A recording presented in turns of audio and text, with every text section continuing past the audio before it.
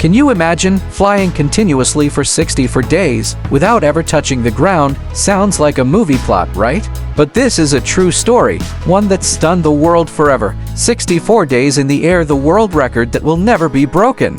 There are some feats in history that make us question reality. We think this is impossible, but someone comes along and proves us wrong, making their name immortal. Today, I'll tell you such an incredible yet true story from 1958, when two men flew a small Cessna 172 plane continuously for 64 days, 22 hours, and 19 minutes. Yes, more than 2 months in the sky, without landing even once. Why they did it? This story began in Las Vegas. A hotel owner wanted his hotel to become famous across America.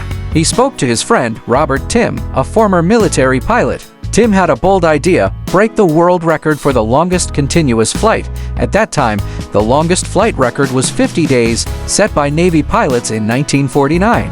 Tim and his partner John Cook decided not only to break this record, but to make it unbreakable. Here's how they did it. 1. They installed an extra 95-gallon fuel tank on the plane. 2.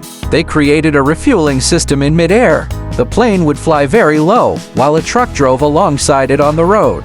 Fuel was pumped up through a long hose. Food and water were also lifted in the same way. For the toilet, they used a camping toilet seat, but most waste was simply thrown into the air. It was freezing cold at that altitude, so they survived under blankets. They took turns to sleep. One flew the plane, while the other rested on a cloth bag. But the real dangers were unimaginable. On day 39, their generator broke down. No lights, no heater, no fuel pump.